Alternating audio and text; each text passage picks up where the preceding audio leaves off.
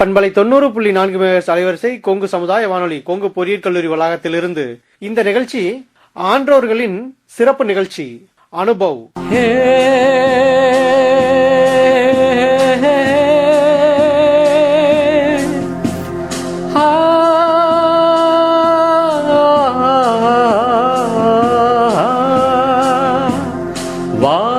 வாருங்கள் தோழர்களே, எங்கள் முதிய தலைமுறையின் புதிய இளைஞர்களே.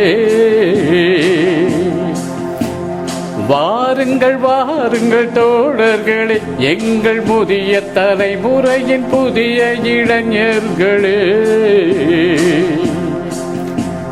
நமக்கென ஒரு உலகம், நமக்கென ஒரு வாழ்க்கை, வயது கூட வெறும் எந்தா, இங்கு வாழ்க்கையே ஜாலி வந்தா. வாருங்கள் வாருங்கள் தோழர்களே, எங்கள் முதிய தலைமுறையின் புதிய இளைஞர்களே. 25 செய்தோம் புரட்சி, 65 எதற்கு அயற்சி. 25 செய்தோம் புரட்சி, 65 எதற்கு அயற்சி.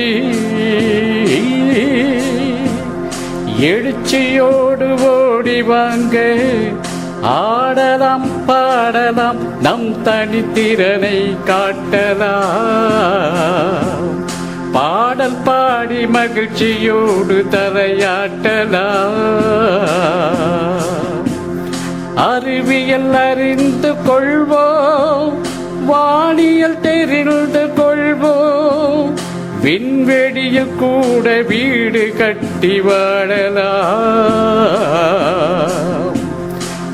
வாருங்கள் வாருங்கள் வாருங்கள் வாருங்கள் தோழர்களே, எங்கள் முதிய தலைமுறையின் புதிய இளைஞர்களே. தள்ளாத வயதை தடை செய்வோம், தளராத மனத்தோடு நடை செய்வோம். 1000 உண்டிங்கு அனுபவங்கள் அள்ளி வழங்கிடுவோம். வாருங்கள் கடமைகளை முடித்த கையோடு, உங்கள் கனவுகளை சுமந்து இங்கு வாருங்கள்.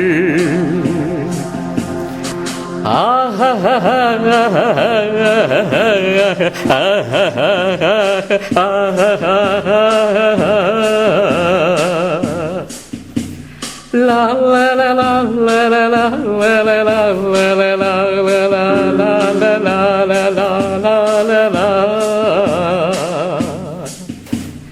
இந்திய அரசாங்கத்தின் அறிவியல் மற்றும் தொழில்நுட்பத்துறை டிபார்ட்மெண்ட் ஆஃப் சயின்ஸ் அண்ட் டெக்னாலஜியால் நிறுவப்பட்டுள்ள விக்ஞான் பிரசார் மற்றும் காரைக்குடி அழகப்பா பல்கலைக்கழகம் இணைந்து வழங்கும் 60 வயதுக்கும் மேற்பட்ட ஆண்டோர்களை உள்ளிணைக்கும் புதுமையானதொரு சமுதாய வானொலி நிகழ்ச்சி அனுபவ்.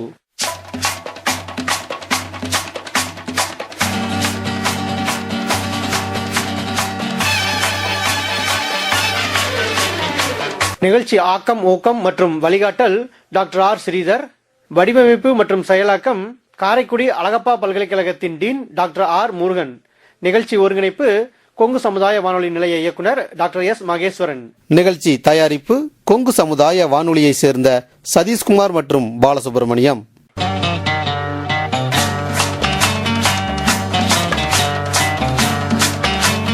இந்த அனுபவ நிகழ்ச்சியின் மூலம் அறிவியல் துறையில் சாதனை படைத்த ஆண்டோர்களின் அனுபவங்கள் மற்றும் அறிவியல் துறையில் கைதேர்ந்த வல்லுநர்களின் அறிவு மற்றும் பொது அறிவுகளை இந்த கொங்கு மண்டலத்தில் வாழும் மூத்த குடிமக்களுடன் பகிர்ந்து கொள்ளும் முயற்சியே இந்த நிகழ்ச்சி. அந்த வகையில் இன்றைய அனுபவ நிகழ்ச்சியில் நாம் கேட்கவிருப்பது புற்றுநோய் பற்றிய விழிப்புணர்வு நிகழ்ச்சி.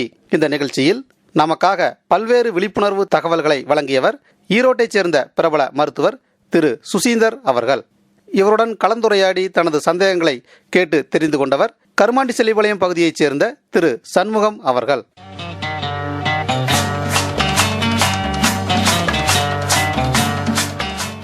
சார் வணக்கம், என் பேர் சண்முகம். நான் கருமாணி செல்வ வேலாலயம் கிராமத்திலேருந்து வந்திருக்கிறேன். எனக்கு இந்த புற்றுநோய் சம்பந்தமாக சில சந்தேகமெல்லாம் இருக்குது. அதை பற்றி நீங்கள் கொஞ்சம் விளக்கணும். நீங்கள் உங்களை பற்றி அறிமுகப்படுத்திங்க. கொங்கு எஃப்எம் ரேடியோ நேயர்கள் அனைவருக்கும் என்னுடைய பணிவான வணக்கங்களையும் வாழ்த்துக்களையும் தெரிவித்துக் கொள்கிறேன். நான் ஈரோடு மருத்துவர் சுசீந்தர் பேசிக்கொண்டிருக்கிறேன். சார், இந்த புற்றுநோய் மனித உடம்புல எவ்வாறு உண்டாகுது? இப்பொழுது நம்ம ஒரு முக்கியமான நோயை பற்றி பார்க்க போகிறோம். மனிதர்களுக்கு என்ன வேணால் வரலாம், ஆனால் இந்த நோய் யாருக்கும் வரக்கூடாதுன்னு நம்ம முதல்ல கடவுள்கிட்ட பிரார்த்தனை செஞ்சுக்கணும். நிறைய பேர் நினச்சிட்டு இருக்கிறாங்க, ஏன் கடவுளை நம்ம பிரார்த்திக்கிறோம் முதல்ல எந்த ஒரு விஷயத்துக்குமே அப்படின்னு பார்த்தீங்கன்னா, ஒன்று அது நல்லா சிறப்பாக நடக்கணும் அப்படின்னு நினச்சி பிரார்த்தனை செய்வோம். இன்னொன்று, இந்த மாதிரியான ஒரு நோய்கள் பற்றி நம்ம பேசும் பொழுது அது யாருக்கும் வரக்கூடாது என்று நாம் பிரார்த்திக்க வேண்டும். அது என்ன நோயின்னு பார்த்தீங்கன்னா புற்றுநோய். இந்த புற்றுநோய் என்பது ஒரு என்ன சார் இவ்வளோ இதற்கு முக்கியத்துவம் கொடுக்குறீங்க புற்றுநோயை பற்றி, அதுனா என்ன, அதில் நமக்கு என்ன பிரச்சனை அப்படிங்கிறதெல்லாம் நிறைய பேருடைய மனதில் ரொம்ப நாளாக ஒரு தெளிவில்லாமல் தேங்கிக் கொண்டே இருக்கிறது அந்த கேள்வி. புற்றுநோய் என்றால் ஒன்றும் பிரச்சனை, ஒரு சின்ன, நான் இங்கே ஒரு மருத்துவராக பேசவில்லை, உங்கள் பக்கத்து வீட்டுக்காரர், உங்கள் வீட்டில் ஒருத்தராக அப்படி தான் நான் பேசி கொண்டிருக்கிறேன். மருத்துவராக பேசினால் மருத்துவ வார்த்தைகள் அதிகமாக பயன்படுத்துவோம். நான் மருத்துவ வார்த்தைகள் பயன்படுத்தாமல் உங்களுக்கு எவ்வளோ புரியுமோ அந்த அளவுக்கு புரியும்படி உங்களுக்கு நான் பேசுகிறேன். புற்றுநோய் என்பது ஒரு நோய். அந்த நோய் என்ன பிரச்சனை அப்படின்னா, நோய் எப்படி அது உற்பத்தி ஆகிறதுன்னு பார்த்தீங்கன்னா, ஒரு குழந்தை இருக்குதுன்னு வச்சுக்கோங்களேன். அந்த குழந்தை பாடு தூங்கிட்டு இருக்கும். அந்த குழந்தைய நீங்கள் கிள்ளி பாருங்கள், அது ஒரு அழுகையோடு அழுதுட்டு நிறுத்திடும். மறுபடியும் அந்த தொட்டில் இருக்க குழந்தைய மறுபடியும் கிள்ளி பாருங்கள், மறுபடியும் ஃபஸ்ட்டு ஒரு 2-3 நிமிஷம், ஒரு 2-3 செகண்டு அழுதது, வினாடிகள் அழுத குழந்தை அடுத்த தடவை நீங்கள் கிள்ளிங்க அப்படின்னா அது ஒரு 10 வினாடி அழுவும். மறுபடியும் நீங்கள் கிள்ளி பாருங்கள், அது ஒரு 30 வினாடிகள் அழுவும். மறுபடியும் அது கிள்ளி பாருங்கள், கத்துன்னு கத்த ஆரம்பிச்சிடும், ஊரே கூட்டிடும். இது ஒரு சாதாரண உதாரணம். இது என்ன சொல்ல வரேன்னா, நம்ம உடம்பில் இருக்கக்கூடிய தசை அணுக்கள் இருக்கு இல்லைங்களா, ஒரு தசைகளும், ஒரு கண், ஒரு ஸ்கின்னு, அதாவது நம்மளுடைய தோல், ஒரு உறுப்புகளும் ஒரு சாதாரண செல்கள் அப்படிங்கும்போது அந்த பல செல்கள் சேர்ந்து தான் ஒரு உருவமாக நமக்கு உற்பத்தி ஆகிறது உடலில். ஒரு ஈரல்னு பார்த்திங்க அப்படின்னா அதில் ஹெப்படோ செல்ஸ்ன்னு சொல்கிறோம், லிவர் செல்ஸ்ன்னு சொல்கிறோம். அது நிறைய, அதெல்லாம் ஒன்று சேர்ந்து, பல செல்கள் ஒன்று சேர்ந்து அது ஈரலாக உற்பத்தி ஆகிறது நம்ம உடம்புல. இப்போது இந்த செல்கள் சாதாரணமாக இயங்கி கொண்டிருக்கும்பொழுது அது எந்த பிரச்சனையும் பண்ணாது. அந்த செல்களை நம்ம என்ன பண்ணுறோம் அப்படின்னா தொந்தரவு பண்ணுறோம். எப்படி, நான் இப்போ இந்த குழந்தைய நான் கிள்ளி விட்ட அந்த கதையாக தான் சொல்கிறேன். இப்போ ஒரு உதாரணத்துக்கு, வயிறு இருக்குது, வயிறுங்கிறது ஸ்டமக்குன்னு சொல்கிறோம். நீங்கள் நேரத்துக்கு சாப்பிட்ல, ஆமாம் நேரத்துக்கு சாப்பிட்ல, எனக்கு நிறைய வேலை இருக்குது, நான் பிஸியாக இருக்கிறேன், எனக்கு நான் பல தொழில்கள் செஞ்சிட்ருக்கிறேன், இல்லை ஒரு விவசாயம் செஞ்சிட்ருக்கிறேன், நான் தோட்டத்துக்கு போயிட்டு வர்றதுக்கு கொஞ்சம் டைம் ஆகும் அப்படின்னு நீங்கள் நினைக்கலாம். அப்பொழுது அந்த வயிற்றில் அமிலம் சுரக்கும். அந்த அமிலம் முதல் தடவை அந்த குழந்தையை கிள்ளுனா என்ன பண்ணிச்சோ அந்த மாதிரி தான் முதல் தடவை அந்த அமிலம் சுரந்து வெறும் வயிற்றோடு இருக்கும் பொழுது அந்த அமிலமானது அந்த தசைகளை அதுவே அதாவது நம்ம உணவுகளை தின்பதற்கு, அந்த எரிப்பதற்கு தான் அந்த அமிலம், ஹைட்ரோக்ளோரிக் ஆசிட்னு சொல்கிறோம். அந்த அமிலம் என்ன பண்ணும் அப்படின்னா, அந்த வயிற்றில் இருக்கக்கூடிய சதைகளை அது தன்னைத்தானாவே அது டிஸ்டர்ப் செய்ய ஆரம்பிச்சிடும், திங்க ஆரம்பிச்சிடும். ஏன்னா அதுக்கு தீனி நீங்கள் போடல. அப்போது அந்த அமிலம் என்ன பண்ணும், நம்மளுடைய வயிற்று பகுதியில் இருக்கக்கூடிய மேல் தோள்களை தின்க ஆரம்பிக்கும். அடுத்த அதே மாதிரி தான் அந்த குழந்தைய 2வது தடவை கிள்ளும் பார்த்தீங்களா, அந்த மாதிரி நீங்கள் மறுபடியும் இதே மாதிரி ஒரு 2-3 வருஷத்துக்கு சரியான ஆகாரம் அந்த அமிலத்துக்கு கொடுக்கல அப்படிங்கும்போது அது திரும்பவும் அதோடைய வேலையை அதிகப்படுத்தும். இப்போ மேல் தோலை சாப்பிட்டது அதில் இருக்கக்கூடிய அடியில் இருக்கக்கூடிய தோலையும் சாப்பிட ஆரம்பிக்கும். அப்போது இப்படி அந்த அமிலமானது அந்த தோள்களை தொந்தரவு செஞ்சுக்கிட்டே இருக்கும் பொழுது அந்த அமிலம் தொந்தரவு செஞ்ச அந்த தோள்கள், அந்த உற்பத்தி ஆகக்கூடிய செல்கள் பல மடங்கு உற்பத்தியாக ஆரம்பிச்சிடும். அந்த பல மடங்கு உற்பத்தி ஆகிறது தான் இந்த புற்றுநோயின்னு சொல்லக்கூடிய நோய். ஒரு செல், சாதாரண செல்லை நீங்கள் தேவையில்லாமல் கிள்ளி விட்டு வேடிக்கை பார்த்தீங்கன்னா அது பல செல்களாக மாறி உங்களுக்கு ஒரு நோயை, எண்ட் ஸ்டேஜ் டிசீஸ் அப்படின்னு சொல்லக்கூடிய இந்த மாதிரியான புற்றுநோயை கொடுத்துவிடும். இதுதான் அந்த புற்றுநோய். அதாவது புற்றுநோயை வந்து நம்ம இன்னொரு உதாரணமாக சொல்லுவாங்க, இந்த கரையான் புற்றை பற்றி சொல்லுவாங்க. நீங்கள் ஒரு இடத்துல வந்து விட்டுட்டிங்கன்னா, கவனக்குறைவாக விட்டுட்டிங்கன்னா அது வந்து அடுத்த மரத்துக்கு தாவும்.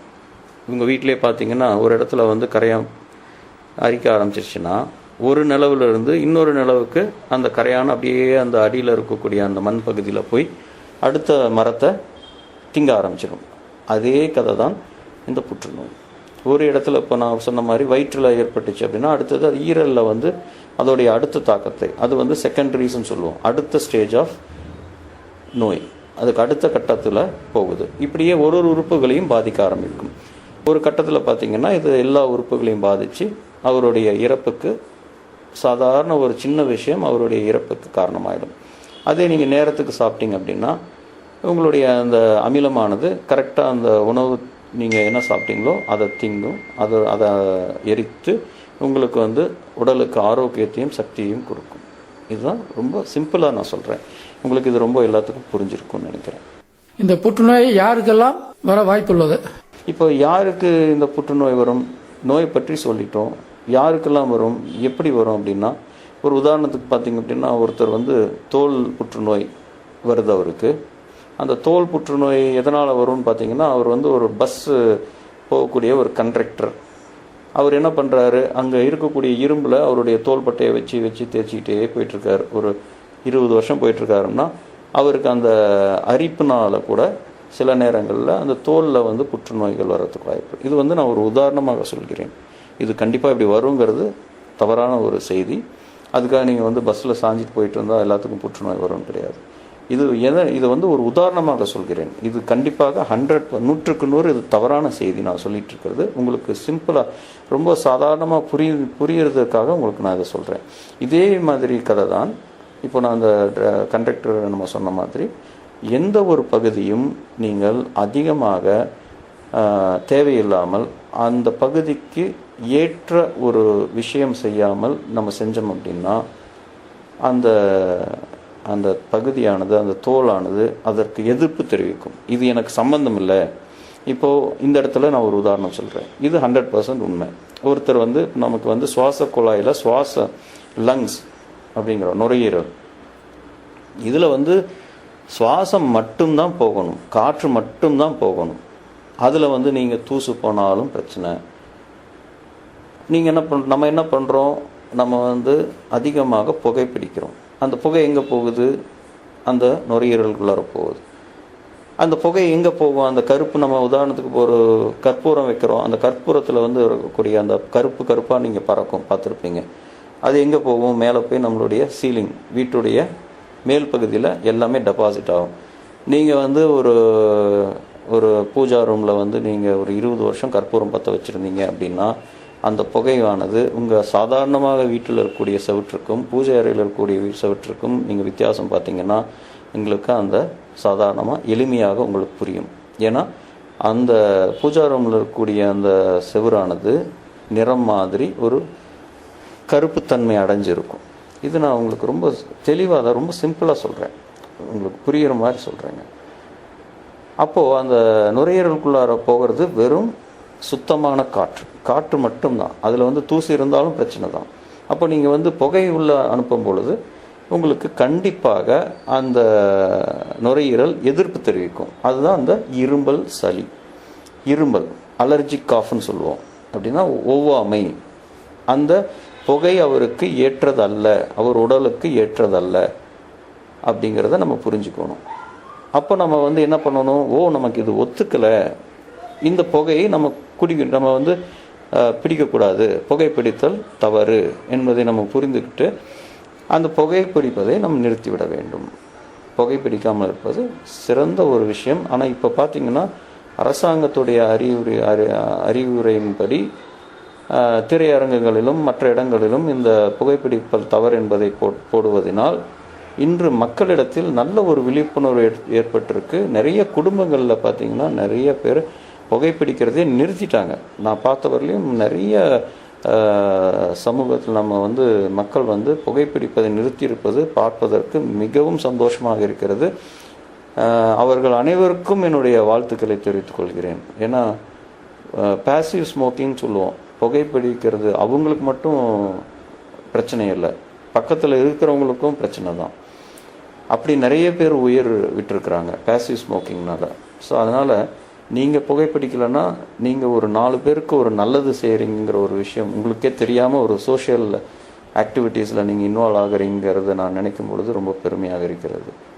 இப்போது இந்த ஒவ்வாமையினால் ஃபஸ்ட்டு உங்களுக்கு இருமல் வரும்.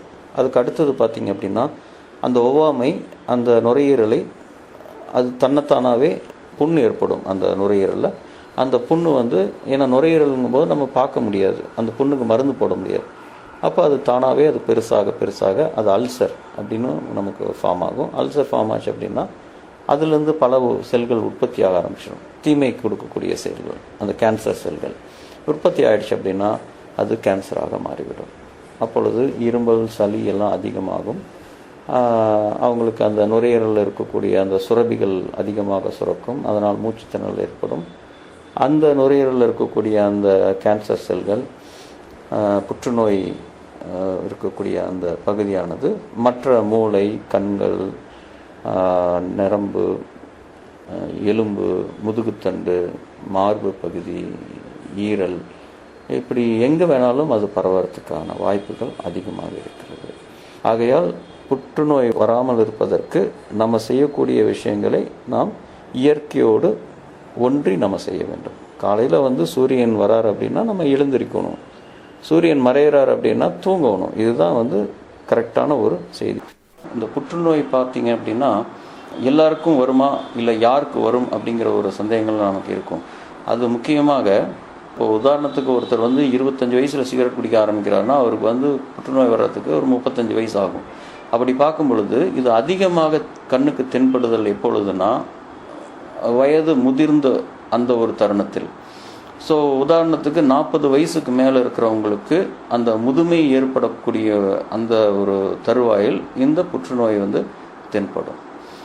அதே வந்து இளம் பெண்களுக்கோ இளம் இளைஞர்களுக்கோ யாருக்கும் இந்த புற்றுநோய் அது ரொம்ப ரொம்ப ரொம்ப அரிது. அது வந்து அந்த அளவுக்கு நம்ம வந்து சொல்ல முடியாது. ஆனால் அவங்களுக்கும் வரும். உதாரணத்துக்கு பிளட்டு கேன்சர்ஸு, இரத்த நோய்கள், இரத்த புற்றுநோய் இதெல்லாம் வந்து வர்றதுக்கு இளம் வயதிலையும் வரும், சிலருக்கெல்லாம் வந்து முதுமையிலையும் வரும். ஆகையால் 40 வயதுக்கு மேற்பட்டவர்கள் மிகவும் கவனமாக இருக்க வேண்டும். எந்த விஷயமாக இருந்தாலும் அவர்கள் ஒரு 10 வருடம் அதை தவறாக செஞ்சாங்கன்னா அதற்கு மேல் அவங்களுக்கு புற்றுநோய் வர்றதுக்கான வாய்ப்பு இருக்குது. ஆகையால் இது வந்து ஒரு 40-50 வயசுக்கு அப்புறம் பார்க்கும் பொழுது அது நமக்கு வெளிப்படையாக தென்படும். இந்த புற்றுநோயால் சிறு குழந்தைகளுக்கும் வரக்கூடியதா, அதை பற்றி கொஞ்சம் விளக்கவும்.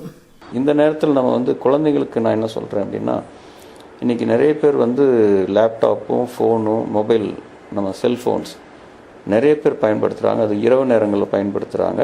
என்னையும் சேர்த்து தான் சொல்கிறேன், இதில் யாரும் வந்து விட்டுவிடவில்லை. ஏன்னா இயற்கை நம்மளுடைய வாழ்க்கை வந்து அதோடு ஒன்றி போகிறதுனால பயன்படுத்த வேண்டிய ஒரு சூழ்நிலையில் நாம் இருக்கிறோம். பட் இருந்தாலும் குழந்தைகளுக்கு வந்து அதை கொடுப்பதற்கு நம்ம வந்து கொஞ்சம் யோசிக்க வேண்டும். அதிகமாக செல்ஃபோன்களையும் லேப்டாப் டிவிகளை பார்ப்பதை தவிர்ப்பது மிகவும் நல்லது என்று எல்லாரும் கண் மருத்துவர்கள் கூறிக்கொண்டிருக்கிறார்கள். ஏன்னா அவங்களுக்கு வந்து கண்ணில் புற்றுநோய் வர்றதுக்கான அனைத்து இதுவும் இருக்கிறது, கண்டிப்பாக வரும் அப்படின்னு சொல்லிட்டு ஒரு ஆய்வு அமெரிக்காவில் அது செஞ்சுருக்கிறாங்க. அதனால் குழந்தைங்களுக்கு வந்து நம்ம இப்போ இருந்தே அந்த நம்ம பயன்படுத்துகிறத நம்ம வந்து தவிர்க்க வேண்டும். அடுத்தது குழந்தைகள் விஷயத்தில் நம்ம கண்ணை பற்றி இப்போ பேசிகிட்டு இருக்கிறோம். அவங்களுக்கு வந்து ஒரு சின்ன ஒரு டெக்னிக் அவங்களுக்கு சொல்லிக் கொடுக்கலாம். செல்ஃபோன் வந்து ஒரு 20 நிமிஷம் பார்க்குறாங்க அப்படின்னா உடனே வந்து அவங்க கவனம் வந்து ஒரு பக்கத்தில் இருக்கக்கூடிய ஒரு அப்பா அம்மா, அவங்க வந்து எப்படியும் ஒரு அம்மா வந்து ஒரு கிச்சனில் இருப்பாங்க, அவங்க வேலை செஞ்சிட்ருப்பாங்க, அவங்கள வந்து கொஞ்சம் நேரம் பார்க்குற மாதிரி நம்ம ஏற்படுத்திக்கலாம். ஒரு 2 மணி நேரத்துக்கு மேலே வந்து ஒரே அந்த ஃபோனையோ டிவியோ லேப்டாப்பையோ பார்க்கறத தவிர்க்க வேண்டும். 20 நிமிஷம் ஒரு அரை மணி நேரத்துக்கு ஒரு தடவை அவங்க வந்து அவங்களுடைய கண் பார்வையை வேறு இடத்துல செலுத்துறது மிகவும் சிறப்பு. இது வந்து நான் ரொம்ப சுலபமாக சொல்கிறேன். இது எல்லாமே மருத்துவத்துறையில் பார்த்தீங்கன்னா ஒன்றுக்கு ஒரு டெஸ்ட் இருக்குது. அதே மாதிரி இதெல்லாம் வந்து ஒரு முக்கியமான அறிவுரைகள் கண் மருத்துவர்கள் கூறுவது. நான் உங்களுக்கு புரியும்படி சொல்கிறேன். அரை மணி நேரம் நீங்கள் ஒரு ஃபோனை பார்த்துட்டு இருக்கிறீங்க, அரை மணி நேரம் சினிமா பார்க்குறீங்கன்னா ஒரு 10 நிமிஷம் போய் எங்கேயாவது வீட்டில் அந்த பக்கம் வேறு எங்கேயாவது எதை ஒன்று பண்ணிட்டு வாங்க, மறுபடியும் உட்காந்து ஒரு அரை மணி நேரம் பாருங்கள். இப்போ வந்து உங்களுக்கு கண்ணுக்கு ஏற்படக்கூடிய மாற்றங்கள், புற்றுநோய்கள், அப்புறம் பவர் பிரச்சனை, கண் நோய்கள் இதெல்லாம் வந்து நம்ம தவிர்த்துக்கலாம். சார், இந்த கேன்சரானது சர்க்கரை நோய் மாதிரி மரபு வழியாக வரக்கூடியதா? இது வந்து நமக்கு இந்த புற்றுநோய் வந்து நம்ம குடும்ப எல்லாருக்கும் வருமா, அதாவது மரபணு சம்பந்தமாக எல்லா அப்பா தாத்தா இவங்களுக்கெல்லாம் இருந்தால் நமக்கும் வருமா அப்படின்னா அப்படி வர்றதுக்கான வாய்ப்புகள் மிகவும் குறைவு. பட் இருந்தாலும் சில நேரங்களில் இந்த மாதிரி வர்றதுக்கான சில நோய்கள் இந்த மாதிரி வர்றதுக்கான வாய்ப்புகளும் இருக்குது. அது முதல்ல நம்ம என்ன நோய்ங்கிறத பொறுத்து. நான் இப்போ இந்த நோயில் வந்து இந்த மரபணு மாற்றங்கள்னால நமக்கு புற்றுநோய் வரும் நான் இந்த இடத்துல நான் பதிவு செஞ்சேன்னா நீங்கள் அதை வச்சுட்டு நீங்கள் பயந்துருவீங்க. அதனால் முதல்ல என்ன பிரச்சனைங்கிறத நம்ம கவனமாக பார்க்க வேண்டும். இது மரபணுனால் வருதா, இல்லை நமக்கு நாமே அதை ஏற்படுத்திக்கிட்டோமா அப்படிங்கிறத எல்லாமே வந்து நம்ம டெஸ்ட் பண்ணாதான் தெரியும். அதை வந்து நம்ம வந்து ஒரு பரிசோதனை நிலையத்தில் வந்து நம்ம அதை பரீட்சை பண்ணி அதுக்கப்புறம் தான் அதை முடிவெடுக்க முடியும். சார், இந்த புற்றுநோயானது மனித உடலில் தாக்கிய பின்னாடி எந்தெந்த உறுப்புகளை பாதிக்கக்கூடும்? இப்போ எந்தெந்த உறுப்புகள்லாம் நமக்கு இது புற்று அணு வரலாம் அப்படின்னா உடனே வராது. புற்றுநோய் வந்து புற்று அணுக்கள் வந்து உடனே வந்து பிரச்சனை கொடுக்காது.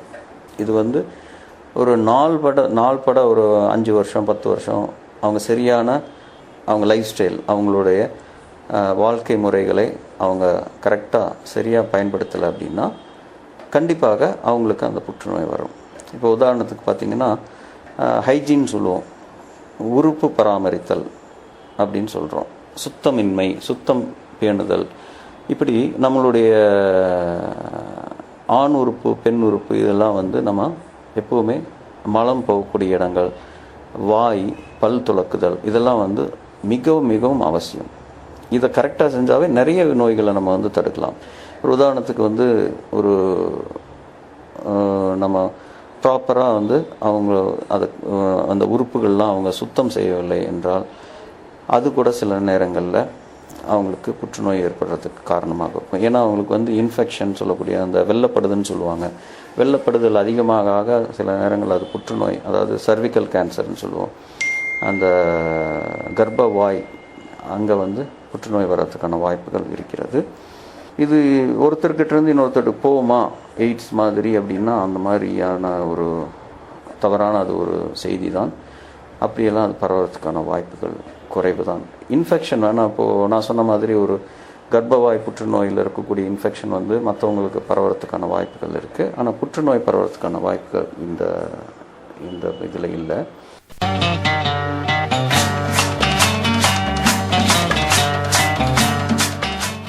கொங்கு சமுதாய வானொலி 90.4 நாம் இதுவரையில் கேட்டது ஆன்றோர்களின் சிறப்பு நிகழ்ச்சியான அனுபவ நிகழ்ச்சி. இன்றைய நிகழ்ச்சியில் ஈரோட்டைச் சேர்ந்த பிரபல மருத்துவர் திரு சுசீந்தர் அவர்களிடம் கருமாண்டி செல்லிவளையம் பகுதியைச் சேர்ந்த திரு சண்முகம் அவர்கள் புற்றுநோய் பற்றிய தனது சந்தேகங்களை கேட்டு தெரிந்து கொண்ட நிகழ்ச்சியின் வானொலி தொகுப்பு. நேயர்களே, இந்த நிகழ்ச்சி இந்திய அரசாங்கத்தின் அறிவியல் மற்றும் தொழில்நுட்பத்துறை, அதாவது டிபார்ட்மெண்ட் ஆஃப் சயின்ஸ் அண்ட் டெக்னாலஜியால் நிறுவப்பட்டுள்ள விக்ஞான் பிரசார் மற்றும் காரைக்குடி அழகப்பா பல்கலைக்கழகம் இணைந்து வழங்கும் 60 வயதுக்கும் மேற்பட்ட ஆன்றோர்களை உள்ளிணைக்கும் ஒரு புதுமையான சமுதாய வானொலி நிகழ்ச்சி அனுபவ். நிகழ்ச்சி ஆக்கம், ஊக்கம் மற்றும் வழிகாட்டல் டாக்டர் ஆர் ஸ்ரீதர். வடிவமைப்பு செயலாக்கம் காரைக்குடி அழகப்பா பல்கலைக்கழகத்தின் டீன் டாக்டர் ஆர் முருகன். நிகழ்ச்சி ஒருங்கிணைப்பு கொங்கு சமுதாய வானொலியின் நிலைய இயக்குனர் டாக்டர் எஸ் மகேஸ்வரன். நிகழ்ச்சி தயாரிப்பு கொங்கு சமுதாய வானொலியை சேர்ந்த சதீஷ்குமார் மற்றும் பாலசுப்ரமணியம். இதனுடைய தொடர்ச்சியினை அடுத்த பாகத்தில் நாம் கேட்கலாம் நேயர்களே.